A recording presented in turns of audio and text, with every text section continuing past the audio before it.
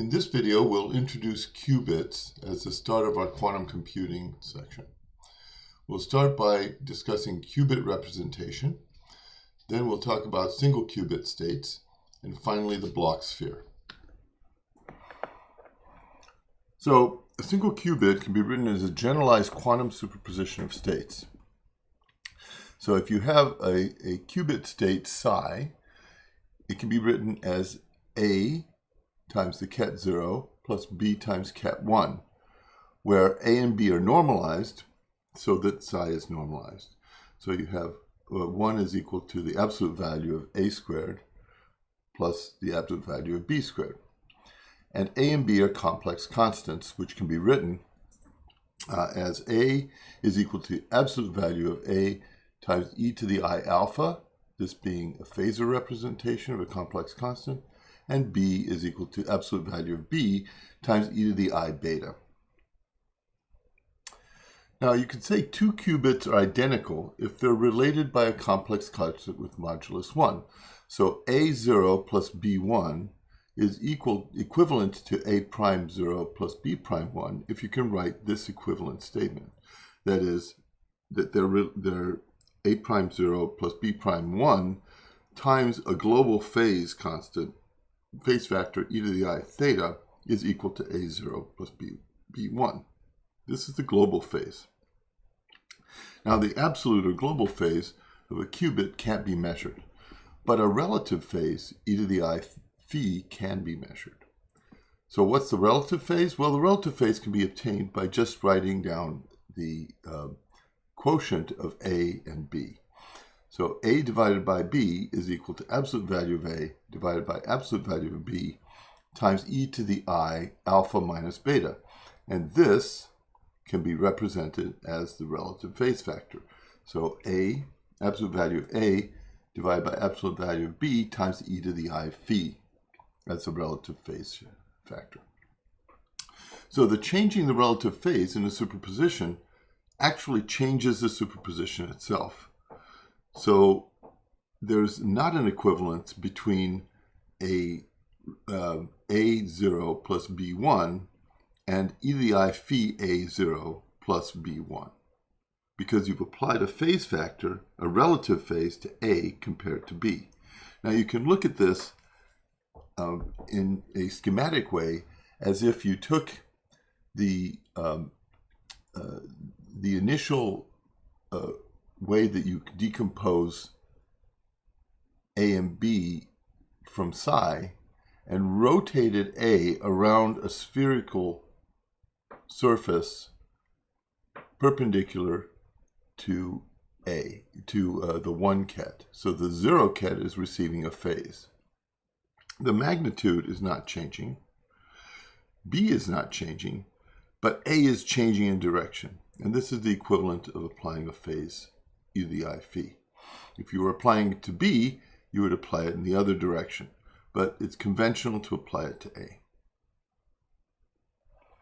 So if we start with a general representation of a qubit, that is, psi is equal to e to the I phi, absolute value of A0 plus absolute value of B times the 1 ket, we can define 4 additional special orthogonal qubit, single qubit states.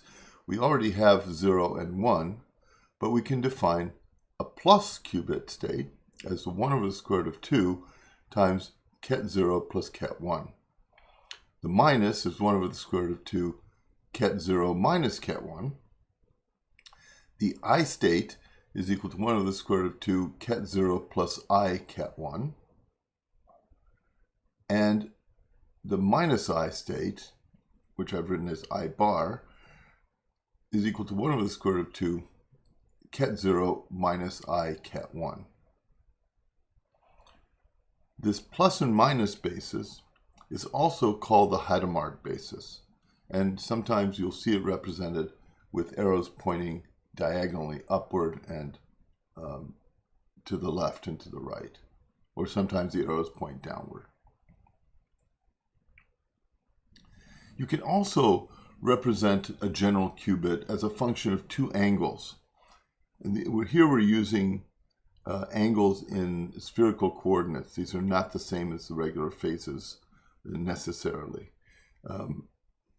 But we can see that if we rewrite the generalized ket as cosine theta over 2 times 0 ket plus sine theta over 2 times e to the I phi ket 1,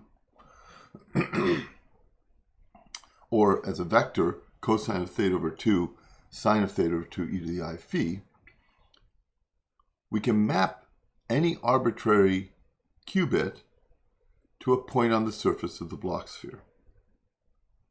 Given the spherical representation of the general qubit, as written here with psi is equal to cosine theta over 2 ket 0 plus sine of theta over 2 e to the I phi ket 1, the three individual basis sets can be easily mapped onto the surface of a Bloch sphere.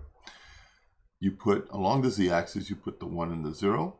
Along the x-axis, you put the plus and the minus. And along the y-axis, you put the I and the minus I. Given this general form, we can now interpret each of these kets according to their angles, theta and phi. So for ket 1, which is 0 ket 0 plus 1 ket 1, you have theta is equal to 0 and phi is equal to 0. For ket 0, which is 1 times ket 0 plus 0 times ket 1, you have theta is equal to pi, so all the way down here, and phi is equal to 0, so phi is still in this direction. For ket 1 plus, you have 1 over the square root of 2 times ket 0 plus ket 1. You have theta is equal to pi over 2, and phi is equal to 0.